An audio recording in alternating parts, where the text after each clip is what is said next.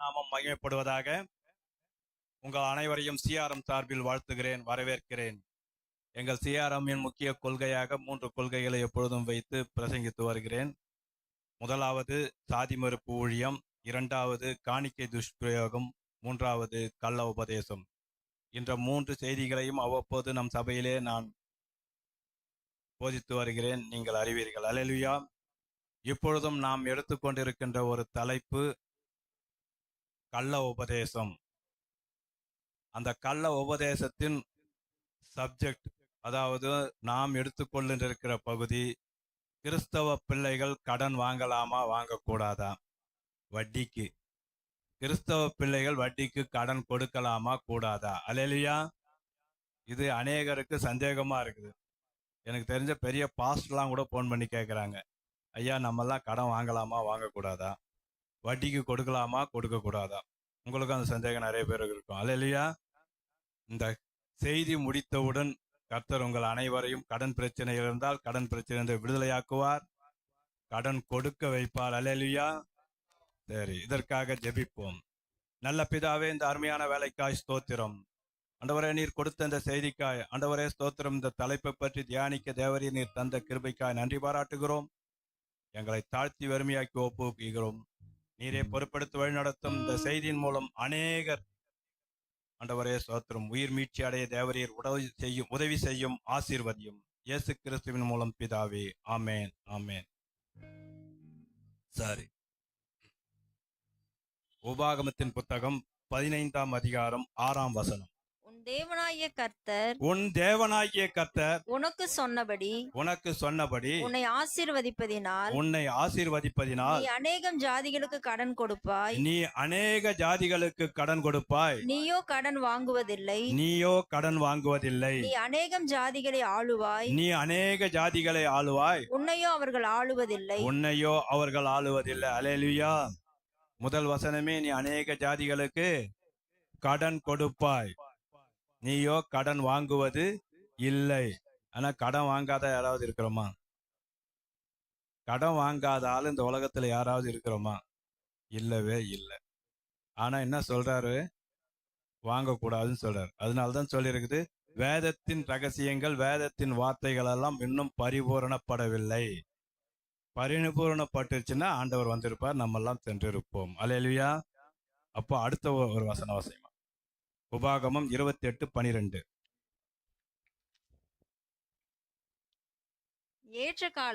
ஏற்ற காலத்தில் உன் தேசத்திலே மழை பெய்யும். நீ கையிட்டு செய்யும் வேலைகளை எல்லாம் ஆசீர்வதிக்கவும் கர்த்தர் உனக்கு தமது நல்ல பொக்கிஷசாலையாகிய வானத்தை திறப்பார். நீ அநேக ஜாதிகளுக்கு கடன் கொடுப்பாய். நீயோ கடன் வாங்காதிருப்பாய். அல்லேலூயா. இந்த வசனமும் என்ன சொல்லுது? அநேக ஜாதிகளுக்கு நாம் கடன் கொடுப்போம், ஆனால் கடன் வாங்காதிருப்போம். அல்லேலூயா. ஆனா பழைய ஏற்பாட்டுல ஒரு தீர்க்கதரிசியின் மகனே கடன் வாங்கி செத்தும் போயிருக்கிறார். எடுத்து வாசிப்போம். 2 ராஜாக்களின் புத்தகம் 4ஆம் அதிகாரம் 1ஆம் வசனம். தீர்க்கதரிசிகளுடைய புத்திரரில் ஒருவனுக்கு மனைவியாயிருந்த ஒரு ஸ்திரீ தீர்க்கதரிசிகளின் புத்திரரில் மனைவியாயிருந்த ஒரு ஸ்திரீ எலிசாவை பார்த்து உமது அடியானாகிய என் புருஷன் இறந்து போனான். உமது அடியான் கர்த்தருக்கு பயந்து நடந்தான் என்பதை அறிவீர். கடன் கொடுத்தவன் இப்பொழுது என் 2 குமாரரையும் தனக்கு அடிமைகளாக்கி கொள்ள வந்தான் என்றான். ஒரு தீர்க்கதரிசியோட மகன் இருந்தான். அவனும் தீர்க்கதரிசியாக தான் இருந்திருக்கணும். கடன் பட்டவன் இறந்தும் போயிட்டான். அவருடைய விதவை மனைவி 2 பிள்ளைகளையும் அடிமையாக கொடுக்க வேண்டும், கடன் கொடுத்தவன் கேட்கிறான். ஆனா அந்த இடத்த உங்களுக்கு தெரியும், எலிசா தீர்க்கதரிசி செய்த அற்புதம் அதில் எழுதப்பட்டிருக்கும். அப்படியானால் அப்பொழுதே கடன் வாங்கி இருக்கிறார்கள், அதனால் நாங்களும் கடன் வாங்குவோம் யாரும் நினைத்து விடாதீர்கள். சரிம்மா. அடுத்து ஒரு வசனம், ஏசாயா தீர்க்கதரிசியின் புத்தகம் 24ஆம் அதிகாரம் 2ஆம் வசனம்.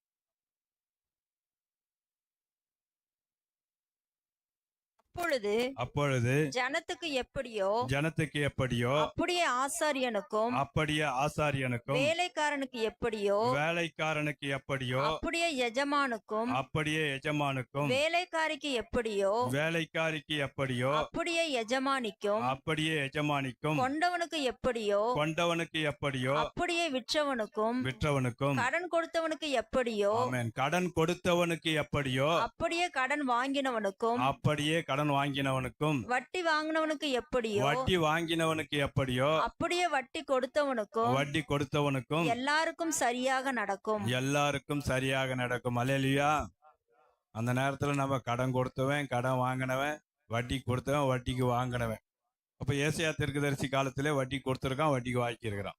எல்லாம் இஸ்ரவேல் ஜனங்கள் தான். அப்பவே வட்டி கொடுத்து வட்டி வாங்கி இருக்கிறாங்க. ஆனா என்ன சொல்றாரு, எல்லாருக்கும் எப்படியோ அப்படிதான் நடக்கும். வட்டி வாங்கினவன் பெரிய ஆள் இல்லை, வட்டி கொடுத்தவன் சின்ன ஆள் இல்லை, அவர் கணக்குப்படி. சரி, அடுத்த ஒரு வசனம். யாத்ராகம் 22ஆம் அதிகாரம் 25ஆம் வசனம்.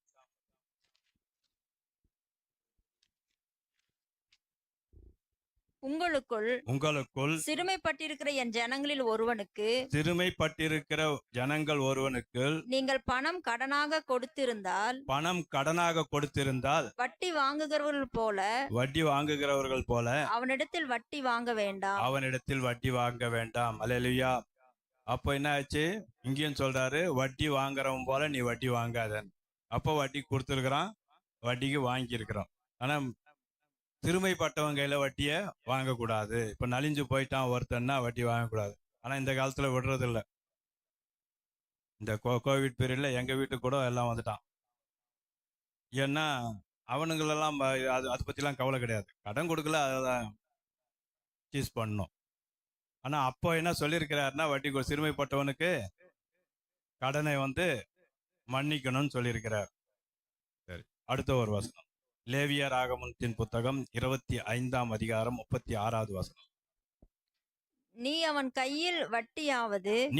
கையில் வட்டியாவது பொலிசையாவது வாங்காமல் உன் தேவனுக்கு பயந்து உன் சகோதரன் உன்னோட பிழைக்கும்படி செய்வாயாக. இங்கு மறுபடியும் எக்ஸ்ட்ரா ஒன்று சேர்த்திருக்கிறாரு. வட்டி அடுத்தது என்ன சொல்றாரு? பொலிசை. வட்டி என்ன, பொலிசை என்ன தெரியுமா? வட்டின்றது இப்போ ஒரு குறிப்பிட்ட அமௌண்ட்டு, ஒரு 10,000 ரூபா கொடுத்துட்டு 100க்கு 1 ரூபா வட்டிங்க அப்படின்னு சொல்லி மாசம் மாசம் வட்டி வாங்கிறது. ஒரு குறிப்பிட்ட காலம் முடிஞ்ச உடனே அந்த வட்டியை கொடுத்து முடிஞ்ச உடனே அசலையும் திருப்பி கொடுத்துடணும். இது ஒரு முறை. பொலிசை என்பது கூட்டு வட்டி. அதாவது 100க்கு 10 ரூபா வட்டின்னு வாங்கிட்டீங்கன்னா கடன் திருப்பி செலுத்தும் போது இந்த வட்டியெல்லாம் சேர்த்து அசலோட கொடுத்துடணும். ஆனா அப்போ அந்த காலத்துல எதுக்கு பொலிசை வாங்கினாங்கன்னா தானியத்திற்கு. 37ஆம் வசனம். அவனுக்கு உன் பணத்தை வட்டிக்கும் உன் தானியத்தை பொலிசைக்கும் கொடாயாக. அப்பொழுதெல்லாம் என்ன பண்ணுவாங்கன்னா, இப்ப பணம் இல்லைன்னா பணத்தை கொடுத்துருவாங்க. பணம் கொடுத்துட்டு அவனால பணம் திருப்ப முடியலைன்னா விவசாய கடன், அதுதான் கடன் கொடுத்துருவாங்க. கொடுத்துட்டு போட்டு மகசூல் வந்த உடனே இந்த பணத்துக்கு வட்டியோட சேர்த்து அதுக்கு உண்டான பொருளை வாங்குவான் சில பேர். அப்படி இல்லைன்னா அந்த பொருளுக்கு உண்டான கிரயத்தை அது விற்று கொடுக்க வேண்டும். அதுதான் பொலிசை. அது பொலிசைன்ற வார்த்தை நம்ம தமிழ்ல எப்படின்னா அது சமஸ்கிருதத்தை எதையோ கலந்து எழுதியிருக்கிறாங்க. சரியான இது வட்டியோட சேர்த்து வசூல் பண்றது தான் பொலிசை. புரிஞ்சுதா? அல்லேலூயா. இது இருக்கு. இந்த வட்டி கட்டுறது பிளஸ் வட்டியோட சேர்த்து அசலை கொடுக்கிறது. தானியத்திற்காக கொடுத்தார்கள் என்று வாசிக்கிறோம். அல்லேலூயா. எசேக்கியேல் தீர்க்கதரிசியின் புத்தகம் 18ஆம் அதிகாரம் 8ஆம் வசனம். வட்டிக்கு கொடாமலும் பொலிசை வாங்காமலும் அநியாயத்துக்கு தன் கையை விலக்கி மனிதருக்குள்ள வழக்கை உண்மையாய் தீர்த்து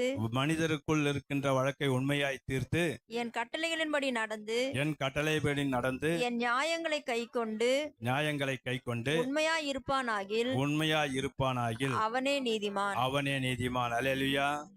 அப்ப நீதிமான் யாரு? வட்டியும் வாங்கக்கூடாது, பொலிசையும் வாங்கக்கூடாது. அப்படி இருந்தானா இந்த காலத்துல வட்டி கொடுத்தும் வாங்காத இருந்தான்னா நல்லா இருக்கும். அங்க பாருங்க, பழைய ஏற்பாட்டுல வட்டிக்கு கொடுத்தவன் செத்தே போயிடுவானா, அப்படி ஒரு வசனம் இருக்கு. இந்த இந்த வசனம் நிறைய பேர் சந்தோஷமா தெரியும். வட்டி கொடுத்தவன் செத்துட்டேன்னா கடன் கொடுக்க வேண்டாம்ல. அப்போ எடுத்து வாசிப்போம். எசேக்கியேல் தீர்க்கதரிசியின் புத்தகம் 18ஆம் அதிகாரம் 13வது வசனம். வட்டிக்கு கொடுத்து பொலிசை வாங்கினால் அவன் பிழைப்பானோ? அவன் பிழைப்பதில்லை. இந்த எல்லா அருவருப்புகளையும் செய்தானே அவன் சாகவே சாவான். அவன் இரத்தப்பழி அவன் மேல் இருக்கும். அவனுடைய இரத்தப்பழி அவன் மேல் இருக்கும். வட்டி கொடுத்தவன் செத்தே போயிடுவான்னு எழுதியிருக்கிறார். இப்ப யாராவது வட்டி கொடுத்தவன் செத்துருக்கிறானா? வட்டி வாங்கினவன் தான் தற்கொலை பண்ணி செத்து போயிருக்கிறான். அப்போ இதெல்லாம் நடக்கும். ஆனா நம்ம உத்தமனா இருந்தா, கர்த்தருக்கு பயந்து அவர் வழியில கடன் வாங்கணும். சரி, நிறைய பேரோட அவசரம் புரியுது. கடைசியா என்னையா சொல்ல வர? வட்டிக்கு வாங்கலாமா கூடாது? இதான் நம்மளுடைய முக்கிய பேச்சு. வட்டிக்கு கொடுத்தவன் செத்தே போயிடுவான்னு பயமுறுத்துறாரு. வட்டிக்கு கொடுக்க வாங்க வானான்னு சொல்றாரு. ஆனா வட்டிக்கு வாங்காம கடன் கொடுக்காம இருக்க முடியுமா? கடன் வாங்காம இருக்க முடியுமா? முடியாத. ஆனா அதுக்கு ஒரு சொல்யூஷன் பழைய ஏற்பாட்டில் அவரே கொடுத்திருக்கிறார்.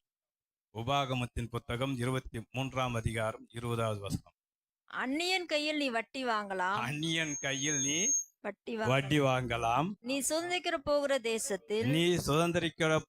தேசத்தில் உன் தேவனாகிய கர்த்தர் நீ கையிடும் வேலைகள் எல்லாம் உன்னை ஆசீர்வதிக்கும்படி சகோதரன் கையிலே வட்டி வாங்காயாக. அல்லேலூயா. இப்ப என்ன சொல்றாரு? வட்டிக்கு பணம் கொடுக்கலான்னு சொல்றார். வட்டிக்கு பணம் கொடுக்கலான்னு சொல்றார். பணம் வாங்கலான்னு சொல்றாரு. இது எதுக்கு எங்க சொல்றாருன்னா, சகோதரனுக்கு, சொந்த சகோதரனுக்கு வட்டி வாங்கக்கூடாது. இப்போ நம்ம வீட்டில் ஒரு ப்ராப்ளம், ஏதோ ஒரு கஷ்டம் வருது, ஒரு பண கஷ்டம் தேவைப்படுதுன்னா, அண்ணனுக்கோ தம்பிக்கோ வருதுன்னா ஒரு அமௌண்ட், ஏதோ சிறிய அமௌண்ட் கொடுத்தோன்னா அதுக்கு வட்டி வாங்கக்கூடாது. அந்நியன் கையில் வட்டிக்கு வாங்கலாம், இல்லை அது வரும். நம்ம இடத்துப்படி இந்த கணக்கு போட்டக்கூடாது. அந்நியன்னா அவங்க ரட்சிக்கப்படாதவங்க, அப்படி கிடையாது. அந்நியன்னா அவனும் இஸ்ரவேல் ஜனம்தான். வெளியாளுகையில் கொடுக்கும்போது பணத்துக்கு வட்டி வாங்கலாம் அப்படின்னு சொல்லியிருக்கிறாரு. கொடுக்கலாம். சகோதரனை துன்பப்படுத்த வேண்டாம். அவன் நலிவுற்று இருந்தான், அவங்க கையில வட்டி வாங்கக்கூடாதுன்றது வேதத்தின்படி உண்மையான செய்தி. அப்போ நம்ம கடன் வாங்கக்கூடாது, கடன் கொடுக்கணும். ஆனா கடன் கொடுக்குற அளவுக்கு நம்மளை கர்த்தர் உயர்த்தணும். அப்போ பாருங்க, வட்டி எவ்வளோன்றது அந்த காலத்திலே பிக்ஸ் பண்ணியிருக்கிறார் நெகேமியாவின் புத்தகம் 5ஆம் அதிகாரம் 11ஆம் வசனம். நீங்கள் இன்றைக்கு அவர்கள் நிலங்களையும் அவர்கள் திராட்சை தோட்டங்களையும் அவர்கள் ஒலிவத் தோப்புகளையும் அவர்கள் வீடுகளையும் நீங்கள் பணத்திலும் தானியத்திலும் திராட்சை ரசத்திலும் எண்ணெயிலும் 101 வீதமாக அவர்களிடத்தில் தண்டி வருகிற வட்டியையும் அவர்களுக்கு திரும்ப கொடுத்து விடுங்கள் என்று சொல்கிறார். வட்டி எவ்வளவு போட்டிருக்குது? 100க்கு 1 ரூபாய். 100க்கு 1 ரூபாய்னா எத்தனை பர்சன்ட்? 12%. பர்சன்ட்னாவே வருஷத்துக்கு கால்குலேட் பண்ணணும். 100க்கு 1 ரூபாய், 12 மாசத்துக்கு 12 ரூபாய், 12%. நிறைய பேர் சொல்லுவான், நான் ஒரு வட்டிக்கு கடன் வாங்கியிருக்கிறேன்னா 12% கடன் வாங்கியிருக்கிறேன்னு அர்த்தம். அப்போ அந்த 12% வந்து அந்த காலத்திலே நெகேமியா தீர்க்கதரிசி ஒரு நியாயமான வட்டி, அந்த வட்டியே வாங்க வேணான்னு சொல்லியிருக்கிறார். இப்போ அந்த வட்டி வந்து வாங்கினா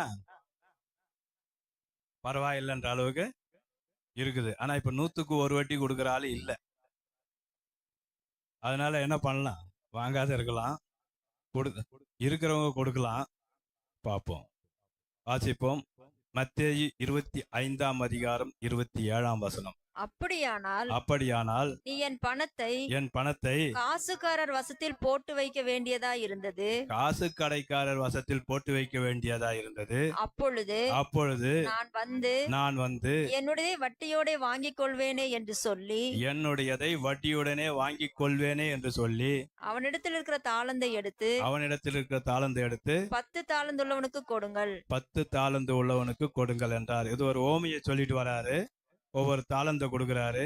வாங்கினவெல்லாம் என்ன பண்றான், அதுக்கேற்ற மாதிரி கொடுக்குறான். ஒன்றை வாங்கினவன் மட்டும் புத்திசாலித்தனமா போட்டு புதைச்சி வச்சுட்டான். காரணம் என்ன, கொடுத்த ஆளை பற்றி அவன் நல்லா தெரியும். இல்லாத இடத்துல இருந்து எடுக்கிறவரு எல்லாத்தையும் சொல்லிட்டு சொல்லும்போது அப்போ சொல்றாரு, இதெல்லாம் சரிடா, நீ புதைச்சி வச்ச வீணா அதை வட்டிக்கு கொடுக்குறவங்க, அதாவது என்ன, பேங்க்ல போட்டிருக்கலாம், வட்டி கொடுக்குற ஆளுங்க அப்பவே இருந்திருக்கிறாங்க. அப்போ அவங்க கையில கொடுத்தா அவங்க என்ன பண்ணுவாங்க, அதுக்கு வட்டி கொடுப்பாங்க. எப்படின்னா அவங்க வேற ஆளுக்கு கொஞ்சம் அதிகமான பர்சன்ட் வட்டி கொடுத்து வசூல் பண்ணி உனக்கு கொடுத்துருப்பான். நான் வந்தா வட்டியோட வாங்கியிருப்பேனே அப்படின்னு ஆண்டவரே தோமையை சொல்றார். அப்படின்னா என்ன அர்த்தம், வட்டிக்கு கொடுக்கலாம், வாங்கலாம், ஆனா எப்படி வாங்கணும், எப்படி கொடுக்கணும், அதுதான் நமக்கு ரொம்ப முக்கியம். இதற்கு இணையான இன்னொரு வசனமும் இருக்குதுமா, அதையும் படிச்சிரு. லூக்கா 19:23. பின்ன ஏன் நீ என் திரவியத்தை காசு கடையிலே வைக்கவில்லை. காசு கடை என்பது இந்த இடத்துல பேங்க்னு வச்சுக்கலாம். அல்லேலூயா. அங்க கொடுத்து வச்சா அவன் வட்டியோட கொடுப்பான். அப்படி கொடுக்கறதா நல்லது. அப்போ கர்த்தருடைய பிள்ளைகள், இப்ப நம்ம புதிய ஏற்பாட்டுக்கு வந்துடுவோம். புதிய ஏற்பாட்டுல எங்குமே கடன் வாங்கணும், கடன் கொடுக்கணும்னு சொல்லலை. ஆனா இந்த ஓமையில மட்டும் ஆண்டவர் சொல்லியிருக்கிறாரு, அந்த பணத்தை பேங்க்ல போட்டு வை, வட்டி கொடுக்குறவங்க கையில கொடுத்து வைனா. பேங்க்ல போட்டு வச்சா சும்மாவே நம்ம கொடுத்த 100 ரூபாய் பேங்க்ல போட்டு வச்சு அவன் யார் கையிலும் கொடுக்காம நமக்கு 110 ரூபா வட்டி கொடுப்பானா? கொடுக்க மாட்டான். அவன் யார் கையில கொடுப்பான். அப்போ அதை நம்ம தானே வாங்கணும். அப்போ வட்டிக்கு கொடுப்பதும் வட்டிக்கு வாங்குவதும் தவறு இல்லை. ஆனால் வட்டிக்கு எதுக்கெல்லாம் வாங்கலாம் நீங்க சொல்லுங்க. ஒரு வீடு வாங்க போறோம், அதுக்கு வட்டி வாங்கலாம். வீடு கட்ட போறோம், அதுக்கு வட்டி வாங்கலாம். வீட்டுக்கு அடிப்படை தேவை, இப்போ ஒரு சில பொருட்கள் எல்லாம் அதிக பணம் மொத்தமா கொடுத்து நம்ம வாங்க முடியாது. நேற்றுக்கு கூட நாங்கள் ஒரு ஃப்ரிட்ஜ் வாங்கினோம், இது வாஷிங் மிஷின் வாங்கினோம். இஎம்ஐயில் வாங்கினா தான் நம்மளால முடியும். மொத்த பணத்தையும் அப்படியே 30,000 ரூபாய் கட்ட முடியுமா? முடியாது. மாதம் 3 ரூபாய் அப்படி இஎம்ஐயில். ஆனால் அந்த இஎம்ஐ நம்ம கட்டக்கூடிய அளவுக்கு இருக்குதான்னு பார்த்து வாங்கணும். நம்ம வருமானம் 5,000, இஎம்ஐ 6,000 இருந்தால் முடியுமா? முடியாது. நமக்கு 5,000 வருமானம்னா நம்ம குறைஞ்சபட்சம் 500 ரூபாய்க்கு இஎம்ஐ வாங்கலாம். அதான் என்னுடைய கணக்கு. உங்களுக்கு 10,000 வருமானம் தான் நீங்கள் 1000 ரூபாய் உள்ள பெருமானம் உள்ள இஎம்ஐ செலுத்தலாம். அப்போதான் செலுத்தி முடிக்கணும். இல்லைன்னா கொடுத்தவன் எடுத்துட்டு போயிடுவான், உள்ள பணமும் போயிடும். கல்வி கடன் தைரியமா வாங்கலாம். நிறைய பிள்ளைகள், நான் நிறைய இடத்துல கேள்விப்பட்டது, பாஸ்டருங்க எல்லாம் போய் அது அடுத்த சப்ஜெக்ட்ல கள்ள உபதேசன்ற சப்ஜெக்டுக்கு அதான் நிறைய இடத்துல போய் ஜபிக்கும் போது, ஐயோ நாம் கடன் வாங்கக்கூடாது, கடன் கொடுக்கக்கூடாது, ஐயோ கடன் வாங்காது இருப்பார், ஜபிங்க எப்படியாவது சந்திப்பார். எப்படி சந்திப்பார்? இப்போ இன்ஜினியரிங் காலேஜ் சேரணும்னா 4 வருஷம் படிக்கிறதுக்கு குறைந்தபட்ச கட்டணம் ஒரு வருஷத்துக்கு 2 லட்சம் ரூபாய். இப்போ எப்படி பண்றது? அதை முடியுமா? நம்மளால முடியாது. அந்த கடனை தாராளமாக வாங்கலாம். சில பேர் சொல்லுவாங்க, நம்ம கடன் வாங்கிட்டு செத்துட்டோம்னா பரலோகம் போக மாட்டோம் அப்படின்னு சொல்லுவாங்க. ஆனால் கல்வி கடன் வாங்கினா நமக்கு சர்டிஃபிகேட்னு ஒன்று கொடுக்குறாங்களா அந்த மகளுக்கு மகனுக்கோ, அது இன்ஜினியரிங் படித்து முடிச்சோ டிகிரி முடிச்சுட்டு வந்தாவோ அதை கொண்டு அவர்கள் சம்பாதித்து அந்த கடனை கட்டி விடுவார்கள். அதனால் தைரியமாக கல்வி கடன் கிறிஸ்தவர்கள் வாங்கலாம். ஒருத்தர் கேட்டிருந்தார், ஐயா நம்ம கல்வி கடன் வாங்கக்கூடாது அப்படின்னா. கல்வி கடன் கண்டிப்பாக வாங்கலாம். நீங்கள் எல்லா இடத்துலையும் கேட்குறீங்க பாரு, ஐயா துட்டை கொடுங்க, என் பிள்ளைய படிக்க வைக்கணும், இதுதாங்க வாங்கக்கூடாதுன்னு சொன்னேன். போய் பேங்க்ல போய் கேட்டு கல்வி கடன் தாராளமாக வாங்கலாம். அப்படி வாங்கினா ஒன்றும் தவறு இல்லை. அதே மாதிரி வீட்டுக்கு தேவையான பொருட்களை இஎம்ஐல வாங்கலாம். ஆனால் இஎம்ஐ சொன்ன மாதிரி இருக்கணும். சரி, அப்படி வாங்க. இப்போ மற்றவங்க கையில் நம்ம வட்டிக்கு வாங்குறதா இருந்தால் எப்படியா இருந்தாலும் நமக்கு சொல்கிற மாதிரி இந்த 12% செல்லுபடி ஆகாது. குறைஞ்சது ஒரு 22%, 21% தான் கொடுக்குறான். அந்த அளவுக்கு வாங்கினா நம்மளால முடிகிற அளவுக்கு வாங்கணும். ஆனா நம்ம கையில பணம் அதிகமா இருந்து மற்றவங்களுக்கு கொடுக்கறோம்னா, நெகேமியா சொன்னதுக்கு மேல கொடுக்க வேண்டாம். நெகேமியா சொன்னது என்ன? 100க்கு 1. நம்ம கையில நிறைய இருக்குது. ஒரு குறிப்பிட்ட சகோதரனோ சகோதரியோ வந்து கொஞ்சம் நலிஞ்சிருக்கிறாங்க, அவங்களுக்கு உதவி செய்யலாம்னு நினைச்சு ஒரு வட்டிக்கு நீங்க சும்மா கொடுத்தீங்கன்னா அவங்க திருப்பி கொடுக்கறது கொஞ்சம் கஷ்டமா இருக்கும். ஓகேல அதிகமா இருக்குதா தான் கொடுத்துட்டாங்க, நம்ம கொடுத்தாலும் கொடுக்கலனாலும் ஒன்றும் இல்லைன்னு நினைப்பாங்க. இப்போ நிறைய பேரோட மனநிலைமையே அதுதான். வாங்கும்போது வாங்கிட்டு கொடுக்கும்போது அவங்களுடைய நிலைமையை பார்ப்பான். அவர் நல்ல வசதியாக தானே இருக்கிறாரு, நம்ம என்னத்துக்கு கொடுக்கணும், அப்படி அந்த தப்பு, அது தவறு. அவர்கள் நியமித்த வட்டி அவர்களை சொல்லலாம், ஒரு வட்டிக்கு கொடுங்க, அதாவது 12% வட்டிக்கு கொடுங்கன்னு சொல்லி வாங்கினா தவறு இல்லை. கர்த்தர் நம்மை ஆசீர்வதிப்பார். இதில் கள்ள உபதேசம் எங்கேருந்து வந்ததுன்னு ஒரு தடவை சொல்லும்போது சொல்லிட்டேன்.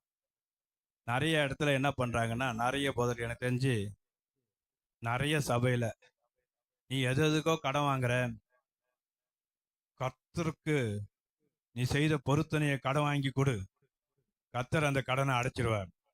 எப்படி போகுது பாருங்க. கடன் வாங்கி கொடு, கடனை அடைச்சிருவார். அப்புறம் கடன் வாங்கி, எனக்கு தெரிஞ்ச ஒரு டாக்டர் சகோதரன், அவரே வீடு எல்லாமே இஎம்ஐல இருக்குது, அவருடைய கிளினிக்கே இஎம்ஐல இருக்கு. அவர் கையில போய் இவர் சொன்ன உடனே அவர் என்ன பண்ணார், ஒரு ஃப்ரிட்ஜை ஒரு ஏசியை வாங்கி சர்ச்சுக்கு கொடுத்துட்டார்.